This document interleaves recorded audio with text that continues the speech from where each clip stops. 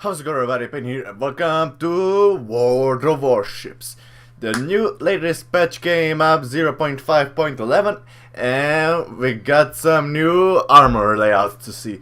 And I said let's do a ship review, and I said let's make an interesting ship one. And this is the mighty US cruiser, the mighty Cleveland. And oh boy, this is a heck of a ship. This thing used to be really overpowered back in the days. In these days it's not that much, but it's still a nasty ship. I'm gonna be explaining it in this review.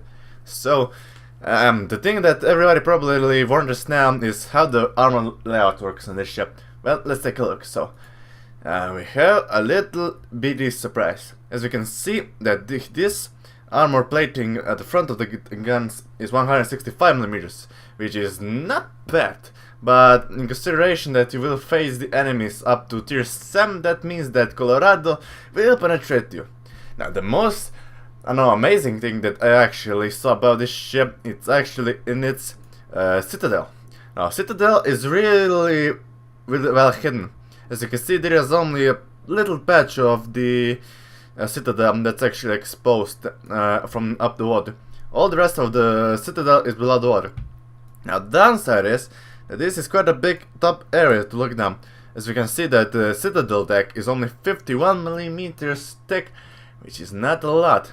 Now let's take a look at the if we put the auxiliary rooms on top of it, which are 60mm of armor, and the superstructure of the ship, which is 30mm, which is not the best, but if you angle this ship right, you might dodge some Citadel penetrations from the tops, but pretty much this ship is really well armed.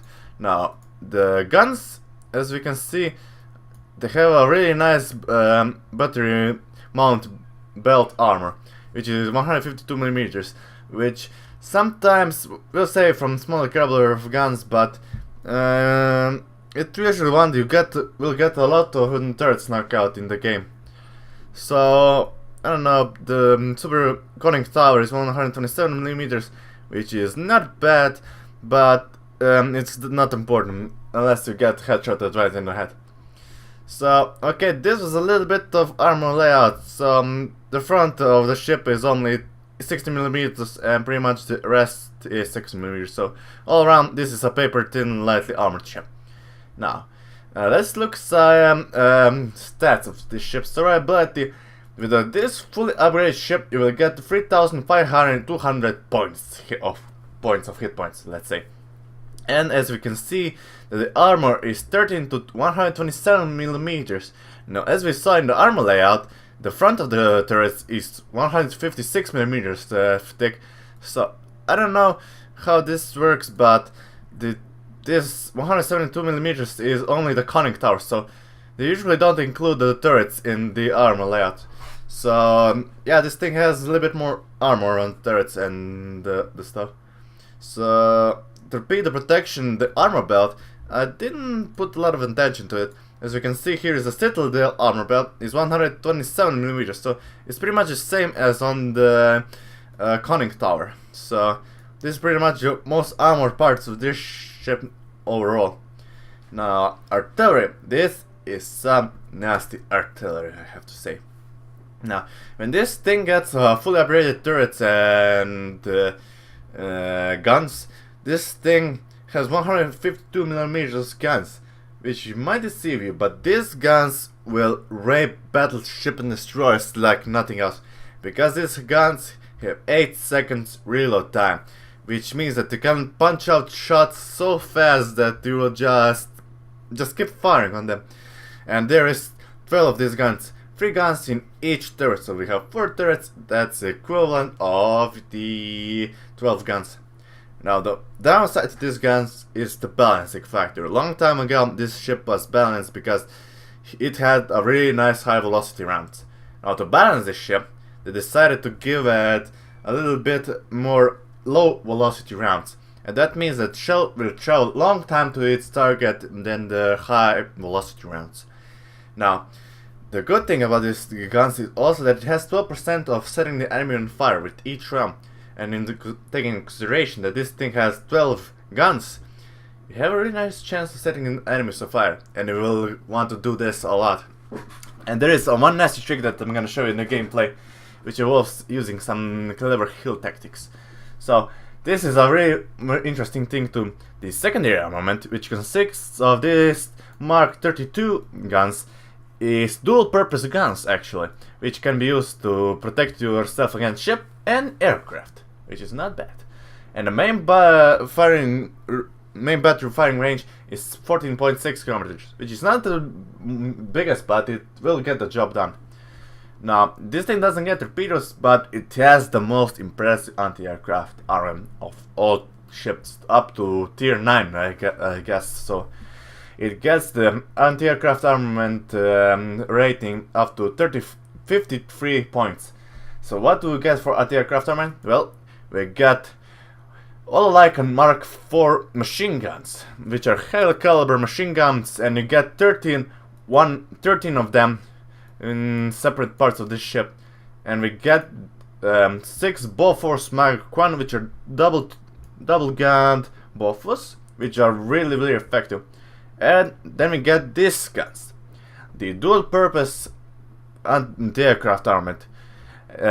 This combination of Bofors, all icons, and Mark II turrets provides some insane anti-aircraft cover, because the Mark 32 turrets have 5 km range. Now the Bofors have 3.5 km anti-aircraft range. And the all icon has a close quarter anti-aircraft armament, which is the 2 km range. And this thing dominates, because the covering system of the guns is really effective. Because, let's say, Pensacola, New Orleans, and Baltimore don't get this nice combination of guns. They don't get this Mark 32 turrets. They get Mark 60 guns or something like that. And they don't cover as much, but they still do a lot of damage. And the tier 10 Des Moines, oh, that thing just rapes the plane. So, anti-aircraft armament, the best. And this thing gets a plane nice too. It's a nice fighter plane which protects you against some planes, but nobody will get close to you. The maximum speed of this thing is not bad, it's 32.5 knots, which is very good. And the turning circle radius is 662 meters, which means how long, in which distance the ship will turn, and the rudder shift time, which is 7.2 seconds, which is not the best, but it will do the job done. And the concealment, this ship may not be the most stealthiest of all, but it will get the job done. This thing will get detected by sea by 13.3 kilometers and detected by air by 8.1 kilometer. So this thing will get spotted really fast. But the planes won't bother, because nobody will even dare get close to you.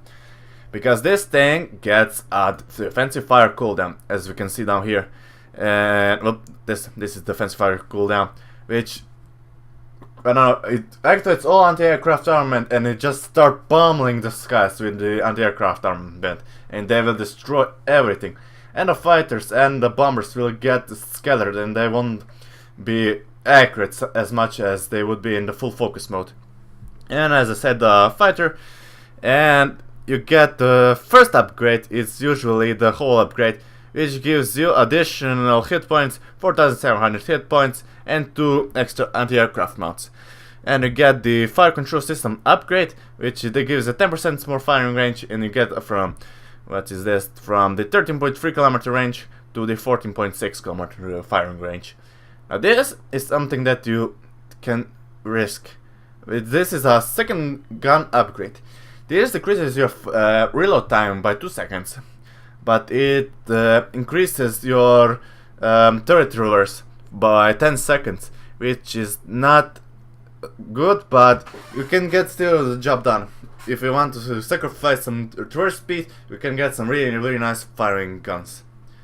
So this is the upgrade. So yeah, pretty much this is all around really amazing ship, and I'm gonna show you in the next gameplay video. See you in the gameplay. And welcome to gameplay, guys. We are sailing in the US Cleveland, and I'm heading to my favorite spot actually on this map. We are on the Two Brothers map, and in this ship I found a very interesting spot that, I don't know, it's not only the spot, it's the general area that I like to use in this ship. Well, I used to like, now the ship is sold at home Pensacola, and yeah, that's gotta be interesting. Yeah, so what I usually do in this ship, as since they patched it, or they should nerf it, as I should say, they have, as I said, they decreased the velocity of the shells. So that means that the ship needs to angle the guns very high, as I said, and that I can use it really useful. It comes really useful in this type of gameplay, because this ship isn't particularly armored, as we saw, but it can dish out damage. But the velocity of the shells make it a little bit more, I don't know, harder to do damage. But I'm going to my favorite spot for the first time of, 5 to 10 minutes of the battle, which is right behind that island right over there. And something moved. Behind this island. It's really long, and it's not too high, it's not too low. It provides enough protection, enough concealment to me keep firing on the enemy, as I'm gonna prove. And here comes the first salve of the shells. I'm going for this Atlanta, which is a tier 8 premium, or is tier 7, I think it's tier 7 premium American cruiser. And that's the König, the new German tier 5 battleship. And I took, looks like a Citadel, and yeah, that's not anything unusual in this ship. So now I'm starting to return fire on that Atlanta still, which is gonna be a big thing to take out, because that ship has such a good rate of fire and such a good valuable penetration that ship wrecks Cleveland's, no matter the caliber. So that König is still returning fire at me, or no, that's Congo actually. And I'm now in position, so I'm setting up, I'm ready the guns, and now I start firing on this Bayern, the tier 6 German battleship. And there we go, the first fire of the game. And this is where the cook-off starts. So I'm still spotted because of that Congo, but I can still fire on them. So there's another fire on the back of the ship. So more fires means more damage, because one fire it will do some damage, but multiple fires they will do loads of damage. So I usually extinguish more than 2 fires. One fire I just let it burn. When it comes to more fires, then I start putting them out. So that's another Cleveland. As you can see, the island's providing enough cover for me that I can avoid the enemy shells from hitting me. And there is the Bayern shooting them. And now I'm trying to concentrate on this Cleveland, which is what's going on me. So now let's refocus the fire on this Bayern. And ready the guns, and actually hit that Cleveland and set him on fire once. So let's reconcentrate on that Bayern. And another fire, and he already used his damage fire control system, so that's one thing. And that Congo is still sailing, I don't know how, and we set another fire to the bar. So say, okay, enough of this chit chat, let's do some damage. And I start pouring the fire on that poor soul of the Japanese Royal Battleship, which is amazing ship, I really love it. But a few just perfect ship. And another one bites the dust. Because 8 Gs and this rate of fire, this ship can dish out so much damage that is just insane. And here goes another fire. This thing is practically a cooker. It just cooks off. It's a grill. So, grill is not a bad name for this ship. And he's out. So let's reconcentrate our fire back to the main priority target. Ooh, what's that? Is it a ship? Miyoko. He took a punishment like a boss.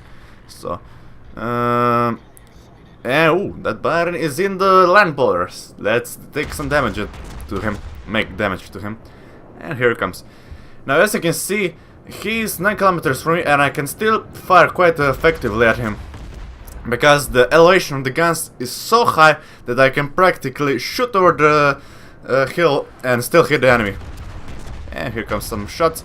Now the first gun on the top front of the ship hit the island, so that's a bit sign. So I start pulling back a little bit, and yeah, this little bit hill of here is doing some problems to me, but I can still pour fire back to him. So the only back 2 turrets can fire now. So as he is getting closer, he is decreasing my chance of hitting him because the elevation isn't that great. So 8 to 5 kilometers in this position at this time currently, which I'm quite back of the island, is quite effective on enemy ships. And there is that Cleveland that we met before. And let's see if he's gonna dodge. Not all of them. And he didn't get set on fire. So I discussed a bit the fire potential, the percentage of each shell hitting, how much percentage it has to make fire damage on it. Now that guy's there. And now let's concentrate our fire to the enemy Coning. Or is that Congo? Yeah, now it's Coning. I think it's Coning. Yeah, it's Coning. Let's first take out this Byron, which is almost dead. And okay, the Saipan got him with flooding damage, so that's nice. So this Coning is still in my firing range, but he's gonna quickly get out of it. And he has quite enough back, so I can still keep pouring fire on him. So this is nice. And let's triangle this a bit. And yeah. And this is the last point. Is it at this point that I saw that the enemy is capping the B point? So I'm starting to pull back a bit, and I'm going back to protect the spawn. Well, the B point. I got another little bit tricky on, but it's not good as this one, but it still gets the job done. So for now we have 7 fire sets and 132 hits. So let's put that plane in the air. Now, for the most of this part of the game we didn't face any planes, which is strange because the enemy has the Mighty Ranger, which is an American Tier 7 aircraft carrier, and it's a hell of a ship to use. I didn't get it, but I tested on the test servers, and it's a really nice ship. Now, what I'm facing pretty much now is the Aoba, which is a Tier 6 Japanese cruiser. And I did some incapacitation, it was probably a turret. And that York is pouring some fire back at me. And the York is Tier 7 Russian cruiser. And we started that Aoba on fire. He's going down by my hand, or otherwise I'm gonna be rage quitting. And no, he has enough fire on him, otherwise he won't survive anything more than a couple of fires. And this should take him out. Okay, only 1 hit. And fire got him. So, fire, the most powerful weapon in this ship. Fire is gonna be the thing that kills the most enemy ships. So now I'm behind my second island that I used, well, actually to cover enemies pushing from the back of the, well, clockwise, as you should say, from A to B. So I'm readying up, I'm readying the guns.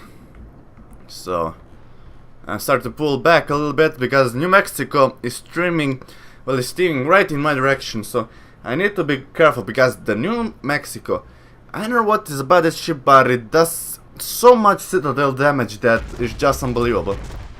But this thing does a very good amount of fire damage. And here comes the first salvo on him. And boom. Damage is being done. So, Saipan, and what's that? What is that? It's Koning, so. And here comes the first fire. Koning and Saipan are both concentrating their fires on the New Mexico, so that gives me a little bit of opportunity to actually keep firing on the New Mexico.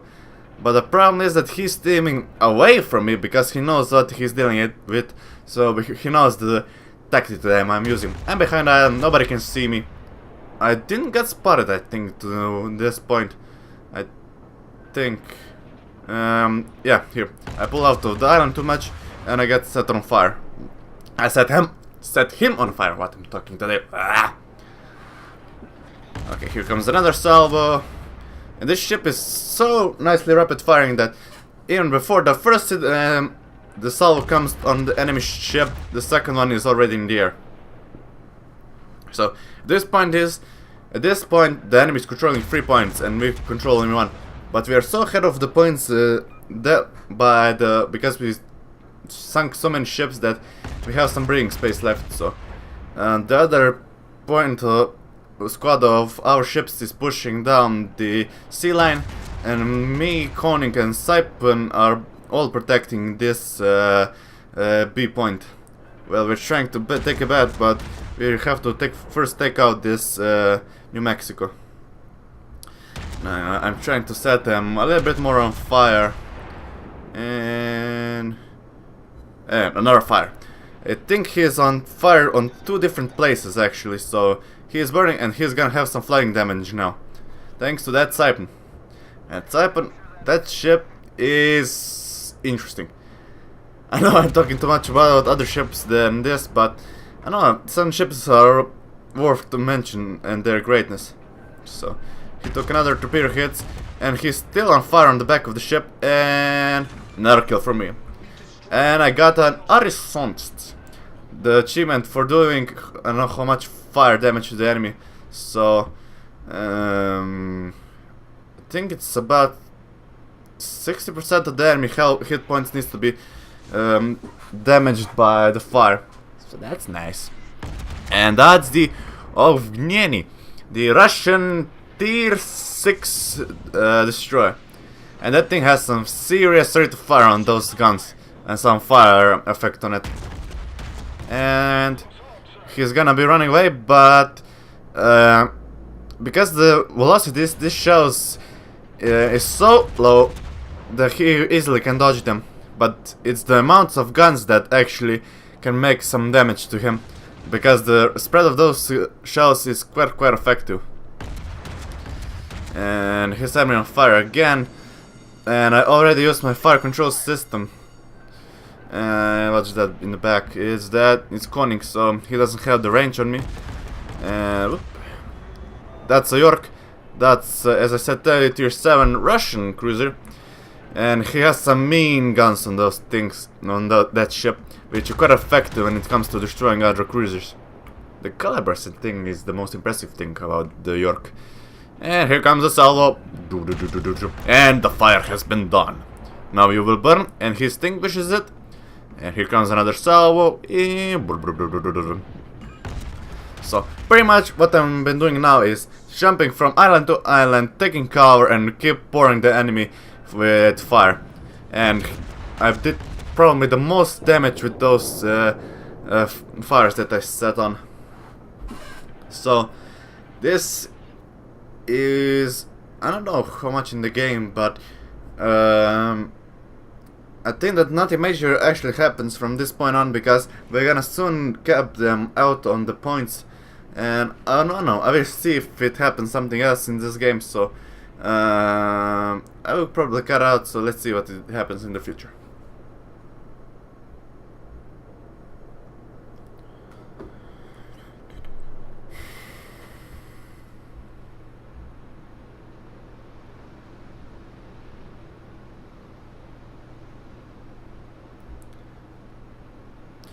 Okay, so pretty much nothing interesting more happens from this point on, so we're gonna skip right to those post-battle results. See you there. And these are post-battle results. Now we have done 84,000 points of damage. We have scored 212 hits on the enemy ships. We destroy 1 plane. We have 1 incapacitation, 2 ships destroyed, and 13 fires. Not bad. We got out of that 150,000 credits and 150,000 of XP. Some minor bonus free. We got even the Arsonit's badge And overall, on the teams, we have been second best. The Saipan bet us by 500 XP, and the ship, of course, we both destroyed only one plane. Detail reports, let's see, we have done 25,000 damage to that New Mexico, 6,000 to that Aoba, and 30,000 to that Bayern, and 10,000 to that Congo, Cleveland, and New York, and Atlanta, nothing much damaged, and Koning not no damage. So yeah, pretty much all the high explosive, as is probably the best shells to be used on this ship. And this is gonna be covering it for this review, guys. So I hope you enjoyed the video. I hope you learned something about this big behemoth of the, well, it's not a big behemoth, but it is the monstrosity of the US Navy. And oh boy, it deserves to be called a legend in the ships. And I will miss this ship, but I have to move on, because the next thing, Pensacola, it might not be the good as this, but it still does the damage. So hope you guys enjoyed the video. Leave a comment down below, like or dislike the video, whatever you wish about this video, and I hope I see you in the next video, guys. So until next time, guys, peace.